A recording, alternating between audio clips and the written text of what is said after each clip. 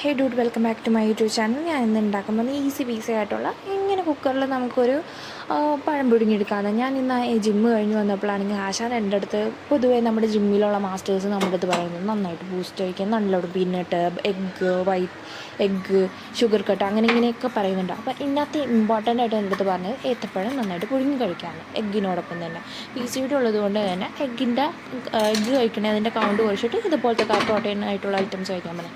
അപ്പോൾ ഞാൻ എങ്ങനെ ഉണ്ടാക്കും, എങ്ങനെ ചെയ്യുന്നൊക്കെ ആലോചിച്ചിരുന്ന സമയത്ത് എനിക്ക് തോന്നിയൊരു ഐഡിയ ആണ് കുക്കറിലെടുത്ത് ഉണ്ടാക്കുക. കാരണം ഇതിൽ കെറ്റിലുണ്ടെങ്കിലും കെറ്റിൽ ഞാൻ അങ്ങനെ എടുത്തിട്ടില്ല.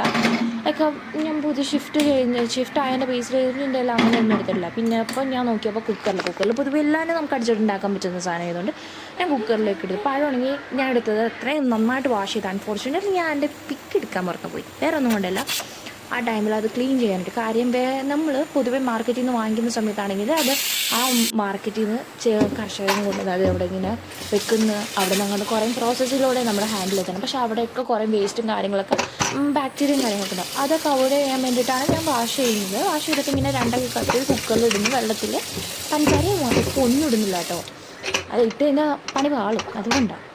അപ്പോൾ ഇങ്ങനെ ഇടുന്നു. എന്നിട്ട് ഞാനിപ്പോൾ ചെയ്ത മെത്തേഡ് കണ്ടില്ല, വെള്ളത്തിൻ്റെ അടിയിൽ കാണിക്കാതെ വേറെ ഒന്നുമില്ല, കയ്യിലേക്ക് ആവി അടിച്ച് കയറും. പണ്ട് എനിക്കതുപോലെ ഒരു പണി കിട്ടിയതുകൊണ്ട് ഞാനതിന് ശേഷം എപ്പോൾ കുക്കർ യൂസ് ചെയ്യുന്ന ആ സമയത്ത് ഇങ്ങനെ വെള്ളം ആ കുക്കറിൻ്റെ മേൽ പോർഷനിലും സൈഡിൽ ഇങ്ങനെ കാണിക്കുമ്പോൾ ഓട്ടോമാറ്റിക്കലി അതിൻ്റെ വെള്ളമൊക്കെ പോയി സെറ്റായിട്ട് കിട്ടും.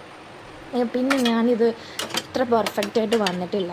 അതുകൊണ്ട് സത്യസന്ധമായിട്ട് പറയുകയാണ്, ഇതിൽ വേവ് കറക്റ്റായിട്ടില്ലെങ്കിൽ ഈ യെല്ലോയിഷ് ഷെയ്ഡായിട്ടുള്ളത് കൊണ്ട് തന്നെ അതിന് 3 വിസിൽ വേണം. നമ്മൾ നോർമൽ പഴംപൊരി ഉണ്ടാക്കണതിനാണെങ്കിൽ മാക്സിമം രണ്ടൊക്കെ ആയിക്കഴിഞ്ഞാൽ നല്ല ബ്ലിംബ്ലിംബിളായിട്ടിരിക്കും. പിന്നെ ഇതിന് ഒരു ഡിഫോൾട്ട് എന്ന് പറയാനായിട്ടാണെന്നുണ്ടെങ്കിൽ നമ്മളിങ്ങനെ കട്ട് ചെയ്തിടുന്നത് കൊണ്ട് തന്നെ വെള്ളത്തിൽ കിടന്ന അതിൻ്റെ വേവ് ഇങ്ങനെ വെന്ത് വന്നതുകൊണ്ട് തന്നെ ആ സാധനത്തിന് ചെറുതായിട്ട് ആ കട്ട് ചെയ്ത പോർഷനിൽ നമുക്ക് വെള്ളത്തിൻ്റെ കണ്ടൻറ്റ് കിട്ടും.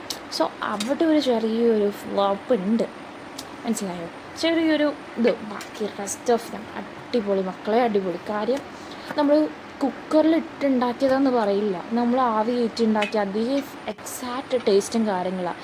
പിന്നെ ഇവിടെ ഇതെനിക്കൊരു ഹാഫ് മീഡിയം കുക്കാണ്. പിന്നെ ഇവിടെ പരിസരം അലമ്പായിട്ട് കിടക്കണ കണ്ടിട്ട് ആരും ഒന്നും പറയരുത്.